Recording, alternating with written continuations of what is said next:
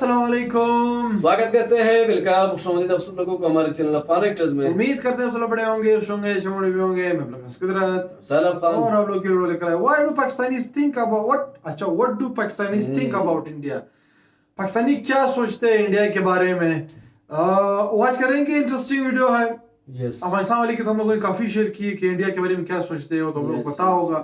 आज देखेंगे पाकिस्तान वाले क्या सोचते हैं इंडिया के बारे में। हालांकि अगर देखी जाए पाकिस्तानी अवाम और इंडियन अवाम इतना आपस के दुश्मन नहीं है जितने पॉलिटिशियंस है। तो लेट्स सी, डेफिनेटली अवाम की राय यहाँ पे ली होगी इस वीडियो में। वॉच करते वीडियो को वॉच करने से पहले हमारे चैनल को जरूर सब्सक्राइब कीजिए, साथ में जो बेल आइकन है उसी को दबाएं, लाइक जरूर करें। अगर मैं सोशल साइट फॉलो नहीं किया तो प्लीज फॉलो ऑन इंस्टाग्राम, आप लोगों को लिंक डिस्क्रिप्शन में मिल जाएगा, आप लोग चेक कर सकते हैं। Let's start. Okay started. आखिर पाकिस्तानीज इंडिया के बारे में क्या स्टार्ट हो जाओ यार। इंडिया की Okay, तो started. पहले दिन से ये पॉलिसी है। नेहरू ने कहा था पाकिस्तान का खात्मा। वॉशिंगटन में बेस्ड प्यू रिसर्च सेंटर ने जब 2014 में पूरे 1203 पाकिस्तानियों का सर्वे किया था, तब उन्होंने देखा कि लगभग 71% लोगों की इंडिया के बारे में बहुत नेगेटिव सोच थी।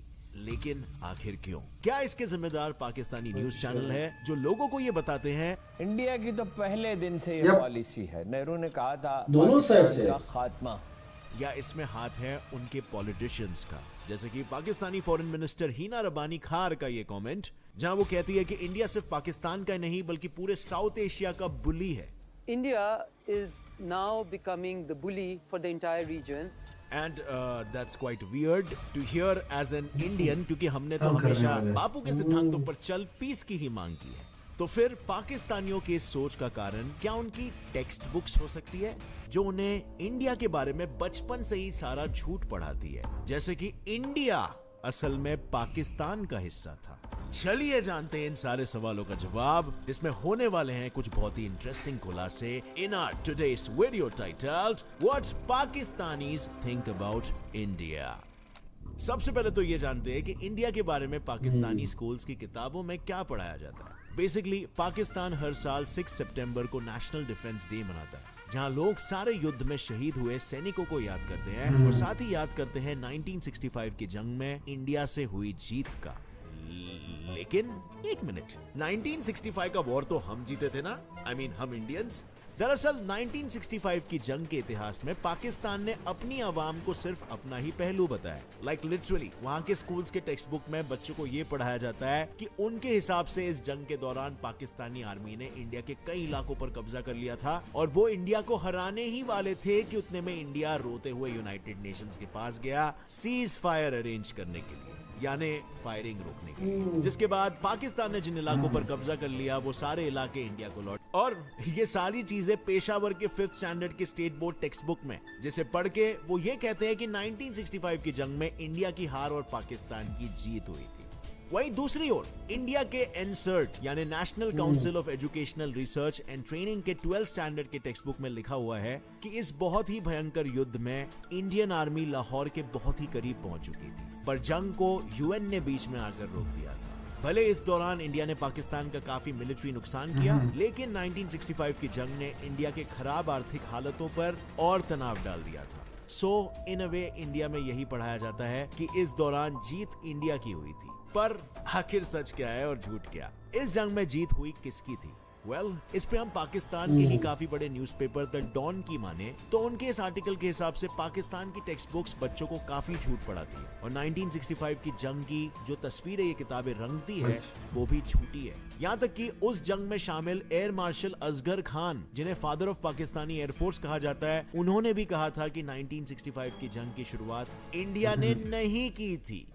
हिंदुस्तान की फौज ने हमला नहीं किया, जिसके बारे में 5th स्टैंडर्ड के बुक्स में पेशावर के स्टेट बोर्ड्स के टेक्स्ट बुक कहते हैं कि 1965 की जंग के बाद ईस्ट पाकिस्तान, जो कि बांग्लादेश बना, में रहे हिंदुओं की मदद से इंडिया ने वहां के लोगों को वेस्ट पाकिस्तान के खिलाफ भड़काया और फिर दिसंबर 1971 में इंडिया ने खुद ईस्ट पाकिस्तान पर हमला बोल दिया। इसी षड्यंत्र के कारण ईस्ट पाकिस्तान हमसे अलग हो गया। इसीलिए हम सबको मिलिट्री ट्रेनिंग लेनी चाहिए और दुश्मनों से लड़ने के लिए तैयार रहना चाहिए। वहीं इंडिया के 12th स्टैंडर्ड की पॉलिटिकल साइंस टेक्स्ट बुक में लिखा गया है कि वेस्ट पाकिस्तान के लीडर्स ईस्ट पाकिस्तान के लोगों को सेकंड क्लास सिटीजन्स की तरह ट्रीट करते थे, जिससे तंग आकर वहां के बंगाली पॉपुलेशन ने उनके खिलाफ वोट करके प्रोटेस्ट किया। लेकिन पाकिस्तानी रूलर्स ने उनके इस डेमोक्रेटिक वर्डिक्ट को एक्सेप्ट नहीं किया। उसके बजाय उनकी आर्मी ने 1971 में ईस्ट पाकिस्तान के लीडर शेख मुजीबुर रहमान को अरेस्ट कर लिया और ईस्ट पाकिस्तान के लोगों पर अत्याचार करना शुरू कर दिया था,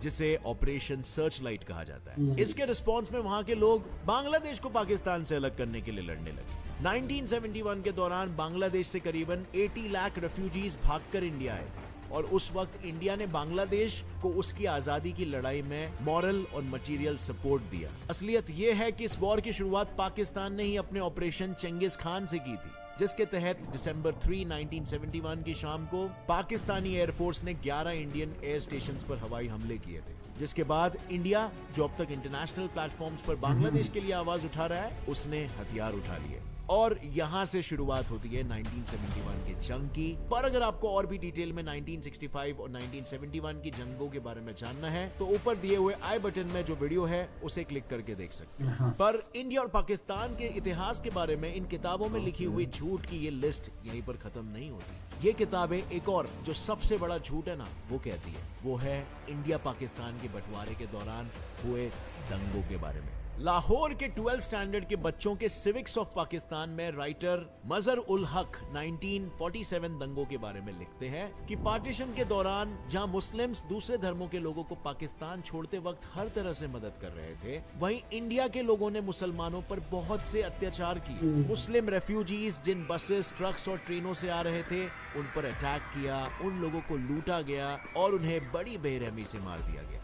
लेकिन वहीं इंडिया में 12th के एनसर्ट टेक्स्ट बुक्स बंटवारे को और बंटवारे में हुए दंगों को क्वेश्चन करते हुए कहते हैं, क्या ये बंटवारा कोई कॉन्स्टिट्यूशनल अरेंजमेंट था या एक 16 महीने लंबा चलने वाला सिविल वॉर, जिसमें दोनों भी साइड के लोगों ने सामने वाले को दुश्मन करार करके उसकी पूरे पॉपुलेशन को मिटाना चाहा। अब असलियत क्या है वो तो जग हाजिर है और ताली तो कभी एक हाथ से बचती नहीं है। 1947 के बंटवारे ने करीबन 10 लाख लोगों की जानें ली और 2 करोड़ लोगों को बेघर करके छोड़ा। इन दंगों ने ना तो मजहब देखा, ना उम्र देखी और ना मर्द औरत का भेदभाव किया। और इसीलिए ऐसे में ये कहना सही नहीं है कि दोनों में से कौन सा देश सही था या फिर किसने कितने अत्याचार किए। पर अब हम बात करेंगे सबसे मेन मुद्दे पर, जो है कश्मीर। अपने एक वीडियो के लिए एक पाकिस्तानी यूट्यूबर ने आम पाकिस्तानी लोगों से एक सवाल पूछा था कि आप इंडिया से क्या लेना चाहोगे और उन्हें क्या देना चाहोगे। तब उस दौरान इंडिया से क्या लेंगे, उस पर लोगों के कुछ ये जवाब थे।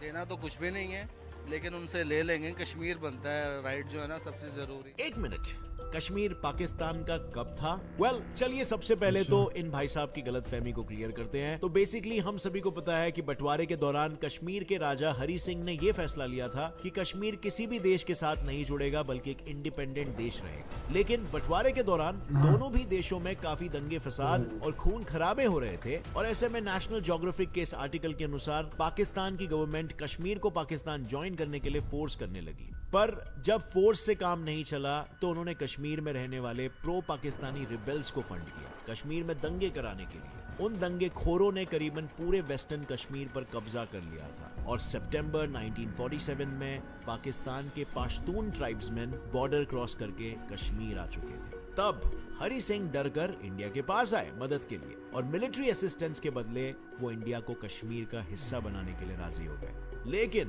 पाकिस्तानी टेक्स्ट बुक्स ये थोड़ी बता सकती है कि हमने कश्मीर में लोगों को दंगे कराने के लिए पैसे दिए थे, तो इसीलिए वो लिखते हैं कि राजा हरि सिंह ने कश्मीरी मुसलमानों के खिलाफ एक बहुत ही वायलेंट कैंपेन शुरू किया था। पर जब पाकिस्तान की सपोर्ट से कश्मीरी लोग खुद पे हुए अत्याचार के खिलाफ आवाज उठाने लगे, तब हरि सिंह इंडिया के पास मदद लेने पहुंचे और इंडिया ने उसकी मदद भी की। लेकिन अगर हम इंडिया के होम मिनिस्ट्री की माने तो आर्टिकल 370 के रद्द होने के बाद टेररिस्ट इंसिडेंट्स 2019 से लेकर अब तक 59% तक कम हो चुके हैं। इन 2 सालों में सिर्फ 59 लोगों की जानें गई हैं, उसमें भी कोई सिविलियन नहीं है। और JNK के पुलिस हेड्स के अनुसार इसके पीछे का कारण यह है कि यहाँ के यूथ का मिलिटेंट ग्रुप्स में शामिल होना ऑलमोस्ट 50% से भी ज्यादा कम हो चुका है। प्लस जो LOC है ना, लाइन ऑफ कंट्रोल, उस इलाके में जो लोग रहते हैं उनका भी कहना है कि इतने सालों में पहली बार उन्हें बॉर्डर के पास रहकर चैन की सांसें लेने मिल रही है, क्योंकि LOC पे भी वायलेंस कम हो चुका है।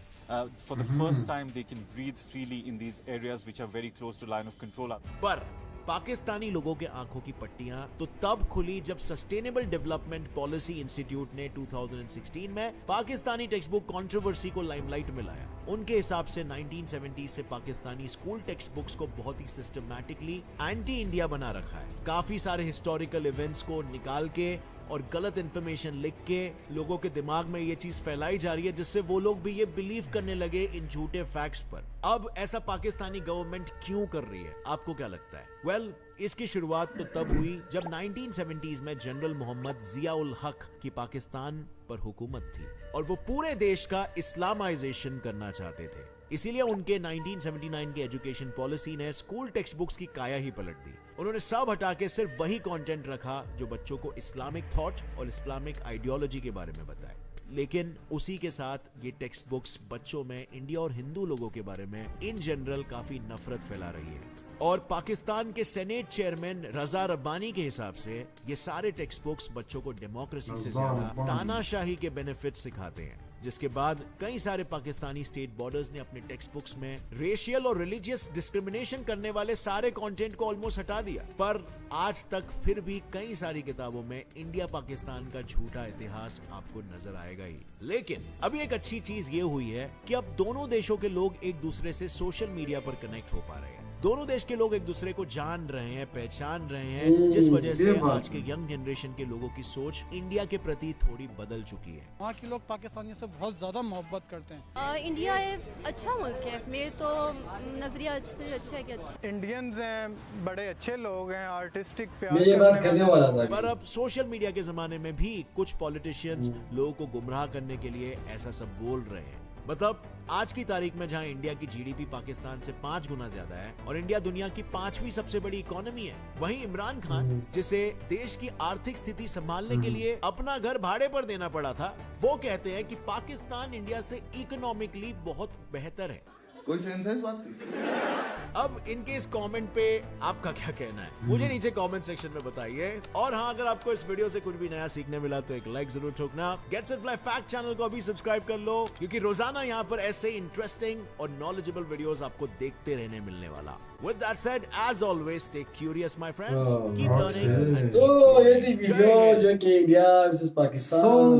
ये थी वीडियो, दोनों कंट्री एक साथ बने थे। अब इंडिया के अगर इतिहास देखी जाए वो तो बताए इंडिया, कुछ लोग उसको आप नहीं मानते। मैंने खुद देखे कि वो लोग जो इंडियन सब कॉन्टिनेंट है उसको कुछ अलग नाम ही देते हैं, लेकिन हमारे यहाँ जो पढ़ाए जाते हैं हिंदुस्तानी हम लोग कहते हैं, क्योंकि हमारे बड़े यही कहते हैं कि हिंदुस्तान मतलब उस टाइम तो पाकिस्तान था ही नहीं उस जमाने। अच्छा, दूसरी बात अगर की जाए, आजकल जो रोल है हेट फैलाने में वो ज्यादातर मीडिया का ही है। रोल जो है हमेशा यही मीडिया का होता है, चाहे वो पाकिस्तान की मीडिया हो चाहे इंडिया की। दोनों साइड से दोनों मीडिया जो है हेट फैलाने में लगी होती है। ये एक रियलिटी है, किसी कोई माने या ना माने, ये एक बिटर ट्रुथ है। मीडिया का बहुत बड़ा रोल होता है। आजकल तरह तरह की जो है मटेरियल शेयर होते हैं, हालांकि कोई स्टोरी एक तरह होती है लेकिन उसको बड़ा चढ़ा के से पेश कर देते हैं कि भाई उन्होंने इस तरह किया हुआ है या उन्होंने ये किया हुआ है। और आजकल जो कुछ और है वो बिल्कुल सामने आ भी जाता है। अब पहले की जो बात है, अब वो ये मैं नहीं कह सकता कि यार कौन सी साइड का सच बोल रहा है और कौन सा साइड झूठ बोल रहा है, वो कोई भी नहीं कह सकता। अब अंदर की बात तो कौन जानता है, आम जनता तो बिल्कुल नहीं जानते, बड़े बड़े लोगों की। एग्जैक्टली। लेकिन आजकल की जो सोशल मीडिया का जो दौर है, जमाना है, ये तो आपको, मैं लास्ट में जो उन्होंने बात की, ये बात मैं कहने वाला था कि यार आजकल की जनरेशन में बहुत कम मैंने ये देखने को जो है, मैंने देखा है कि लोग कह रहे कि हम हेड करते हैं। बहुत कम लोग, सर हम लोगों ने पहले भी बोला हुआ था, बहुत कम लोग हैं जो कि दोनों साइड से सही है। लेकिन ये एक रियलिटी है कि अगर आप लोग को अपने नेबर के साथ रहना पड़ेगा, चाहे इंडिया को पाकिस्तान के पाकिस्तान इंडिया के साथ, तो दोनों को जो है रिलेशंस ठीक करने पड़ेंगे। चल नहीं पाएंगे, एक रियलिटी है। पाकिस्तान ने ट्रेड बंद की थी, आज पाकिस्तान बोल रहा है कि हम ट्रेड करना चाहते हैं, लेकिन इंडिया को तो मतलब मौका मिल गया। इंडिया कहता है नहीं, अब आपको जो हम लोग जो हम बोलेंगे, जो हमारे जो कुछ रूल्स एंड रेगुलेशंस है, वो अगर आप लोग फॉलो करेंगे तभी हम करेंगे। तो ये एक बिटर ट्रुथ है कि पब्लिक जो है वो ठीक है, वो हमेशा जो है, आजकल तो काफी ज्यादा ठीक हो गए। दोनों साइड की सोशल मीडिया आ गए, काफी रिलेशंस वगैरह जो है लोगों के जो आपस में जो बने हुए हैं। और प्यार करने लगे। ये रियलिटी है। एक कुछ चीज मैं कहूंगा, आपकी बात मैं काट रहा हूँ, ये एक मैं पाकिस्तानी कोई प्रोग्राम था मेरे ख्याल टीवी शो पता नहीं क्या चलता था, उसमें जो एक राइटर होता है जो कि ये पाक स्टडी के बारे में लिखता है, तो उनसे वो जो क्या क्या कंपेयरिंग जो करते हैं, जो ऑनर होता है पता नहीं जो चलाने वाला होता है, वो कह रहे हैं कि यार आप क्या करते हो, कहते हैं मैं ये सब कुछ लिखता हूँ। उन्होंने एक बात की कि आप सच ईमान से बताओ जो आप लिखते हो वो सच है कि झूठ है। वो कह रहे, वो हंसता है कि यार नहीं, मैं हम लोग जो लिखते हैं वो ज्यादातर झूठ होता है। तो ये उसके पीछे भी पॉलिटिक्स वगैरह चलती है ना, पॉलिटिक्स इस वजह से तभी तो चमक रहा है पॉलिटिक्स के उस पर। ये लोग जो है थोड़ा वोट बैंक बढ़ाते हैं, थोड़ा ये सब करने के लिए तो पॉलिटिशियंस ये काम करेंगे। पैसे देकर, मीडिया को पैसे देकर रोज की खबरें फैलाते हैं, हेट वाली स्पीच करते हैं। तो ये तो दोनों साइड भी हो रहा है, ये एक रियलिटी है, दोनों साइड भी हो रहा है। बाकी इंडिया का तो एक बॉलीवुड ही है, बॉलीवुड में बहुत सारा मसाला भी यूज की गई है अगर देखी जाए। हाँ, वो भी काइंड ऑफ मीडिया ही है, वो भी एक काइंड ऑफ मीडिया ही है। तो ये एक रियलिटी है। बाकी हम तो ये कहते हैं कि भाई जंग से कोई फायदा पहुंचता ही नहीं है भाई। रिलेशंस अगर ठीक करने पाकिस्तान को करने पड़े, इलाज है, ठीक ही करना पाकिस्तान को इंडिया के साथ रिलेशंस बेहतर करने पड़ेंगे दोनों के लिए, जो है दोनों के लिए एक बहुत वो होगा, नेबर को आप चेंज नहीं कर सकते हो। एग्जैक्टली। तो दोनों को जो है आप फिर दोनों जो है खुशी से रहेंगे, ये कि है। बट लेट्स सी क्या होता है। हम तो ही चाहते हैं कि रिलेशंस ठीक करे। बाकी अगर पसंद आई तो प्लीज पोस्ट ऑन लीटर 7 बजे पहले करें, उससे भी लाइक जरूर करें। तमता चलिए कि सपोर्ट मिल रहा है। सो अभी के लिए इतना ही। अल्लाह हाफिज़, बाय बाय।